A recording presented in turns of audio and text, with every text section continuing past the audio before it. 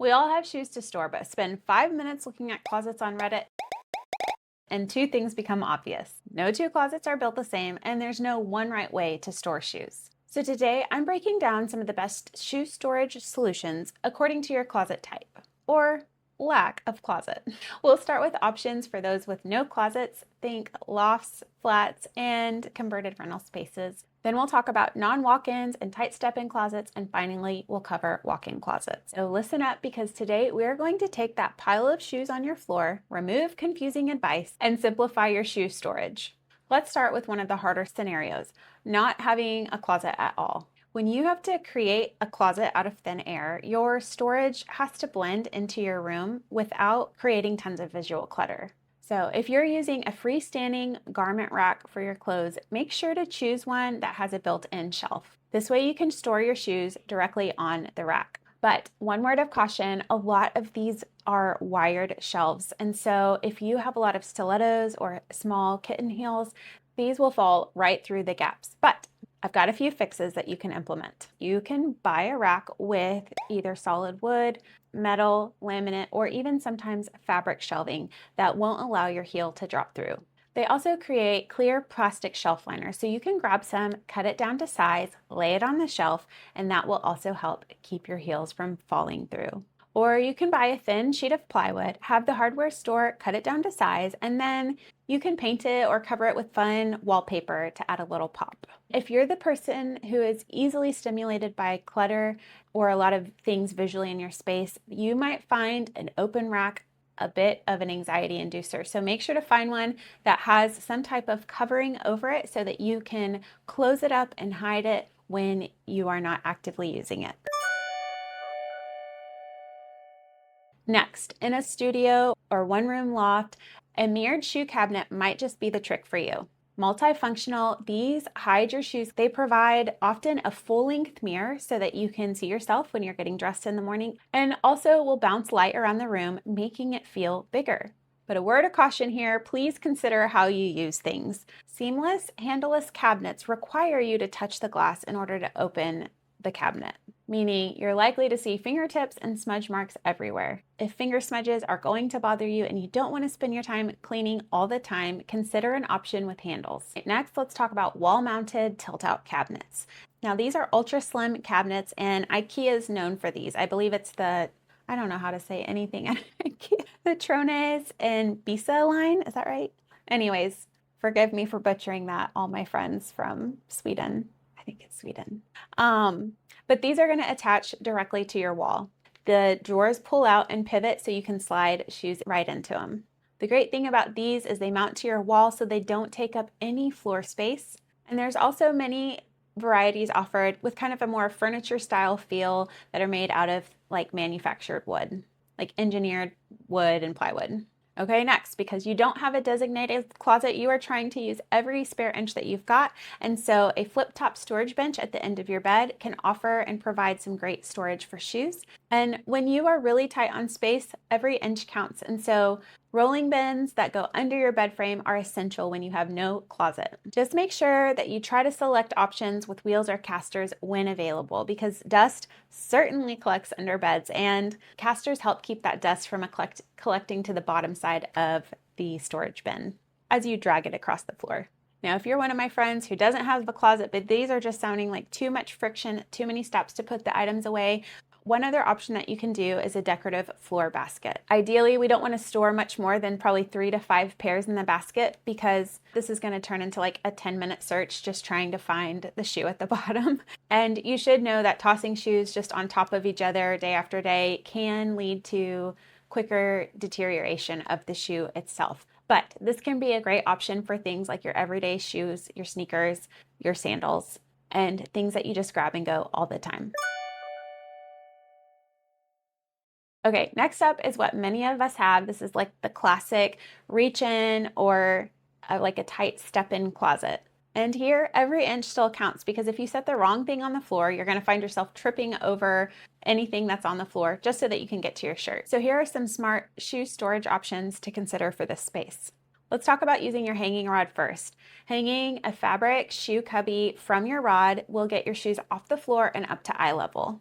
This is a very economical option. And if you're someone who is saving up to install like an Alpha system in your closet or an IKEA wardrobe in your closet, and you just need something temporarily, this is an absolutely great solution.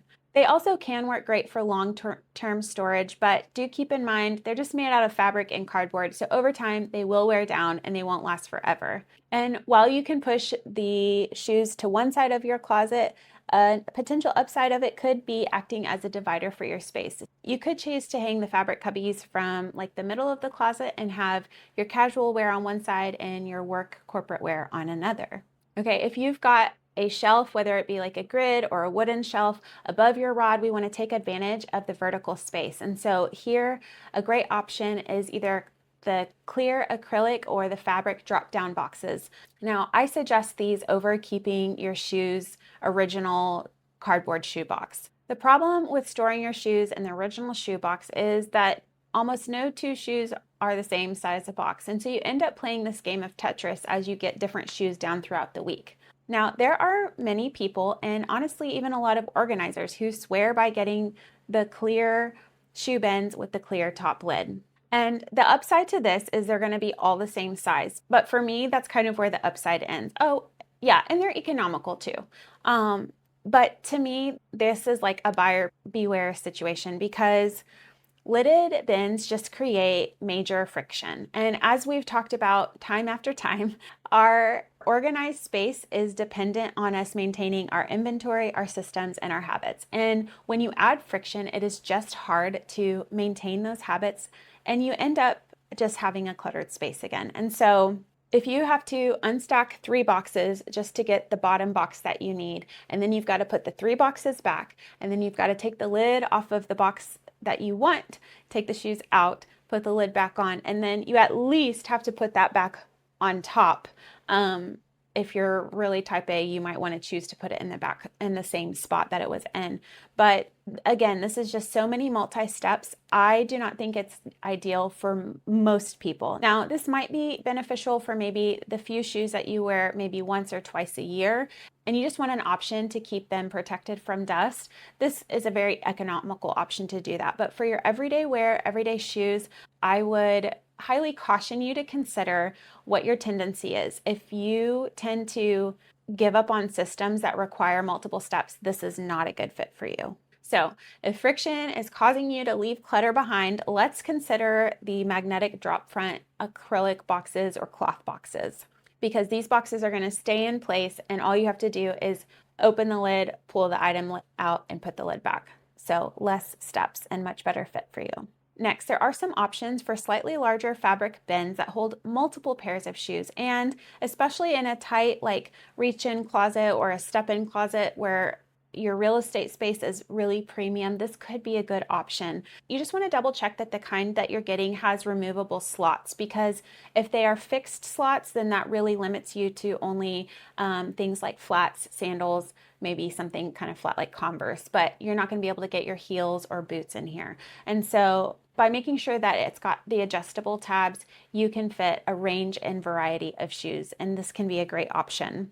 Next, most reach-in or step-in closets have a standard hollow door, and so this can give you access to a lot of vertical space on the back of your door. You can mount an over-the-door pocket organizer or a metal track system like the Alpha door rack to create vertical storage without eating up all of your closet space. But a little bit of self-analysis warning here. If you are easily stimulated by visual clutter, pocket organizers might feel too chaotic. Now again, these are super economical, so if you're just needing a temporary solution as you save up for a more custom option, then this can be a great option. But keep in mind, for the person who starts to feel anxious when they're seeing a lot of stuff in their space, this might contribute to that. If so, I would suggest either skipping this option or purging down to a more manageable shoe inventory just in your closet and using our next option, which is under the bed storage again. So instead of forcing 30 pairs of shoes into your small closet, you can put your top maybe 3 to 5 and then use under the bed storage for all of your off-season or less frequently used items. Now, a little word of caution here for my friends who have to see their stuff to remember that they have it. This might actually not be the best option for you. Because it's under the bed, it's out of sight, out of mind. So that under bed storage might cause you to forget that you even have shoes that exist under there. So know yourself best before tucking them away. If you have to see your stuff to remember that you have it, I'd recommend the over the door option rather than under the bed. Okay, we've started with the bar, we've used our vertical height, and lastly, when space is at a premium, sometimes you do need to use the floor space. Now, I caution against using the floors because often it turns into a cluttered pile. But if you are strategic, you can use shoe stacking racks. And the benefit of these is they don't have divided compartments. So you can often get in an extra pair of shoes by flipping one shoe's heel to toe and then toe to heel. So one shoe faces forward, one shoe faces back, and often this can allow you to get one more extra set of shoes in on that row. Okay, lastly, let's talk about walk-in closet. The layout and architecture can vary drastically from one closet to the next, and so there is still no one-size-fits-all option even in a walk-in space. Depending on what your space looks like, if you have very limited shelving, you might need to use that one shelf to create a boutique wall of boxes, and we can go back to those clear acrylic drop front boxes. Having those stacked high can create a boutique style display and protect your shoes from dust. Now, if you have adjustable shelving, you may have the option to do an angled shelf. Just make sure that there's a lip on the angled shelf and that you're using a specific angled bracket to keep the shelf from sliding off with your shoes in tow. If you have flat, non-adjustable shelves, you can always use angled acrylic shoe risers to help save space and fit more items on the shelf that you have. There are some vertical and horizontal cubbies that you can add, and this gives individual pairs of shoes their own dedicated home. Often these are laminate products, and so they're definitely not going to be as expensive as high-end like custom shelving, but they're going to last a lot longer than fabric cubby options that are available. Remember, you can add incredible modular storage through adding systems like the Alpha system from the Container Store or the IKEA systems, but a huge tip for those who are considering investing in custom cabinetry. Always specify with your builder or your cabinet maker that you'd like adjustable shelves.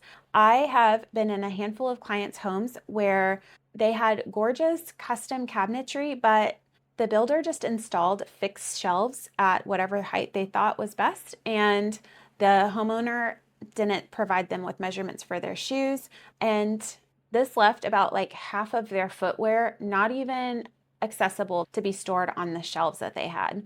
And so if you're going to splurge on custom cabinetry, ask for adjustable shelves so that your closet can adapt as your shoe inventory changes. Now, a few quick tips for tall boots. They often end up just flopping over and making messy piles on the floor. You can buy rigid plastic inserts, and then they have flexible plastic sheets that you can curve into the shape of your boot and set it down into the shaft.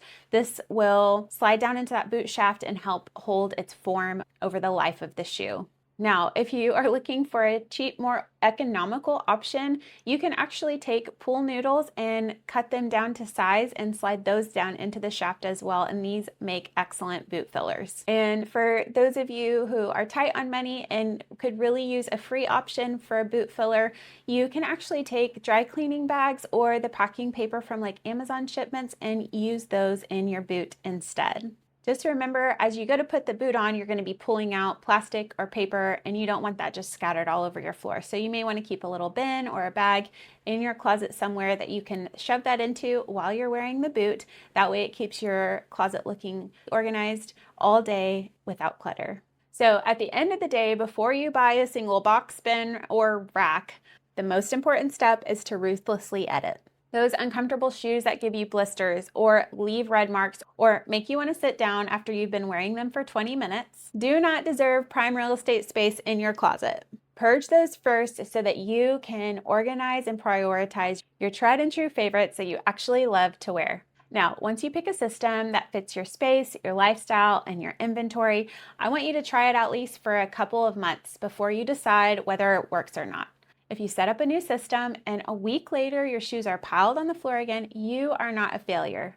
You just might need a little more time to build the habit required for that new system.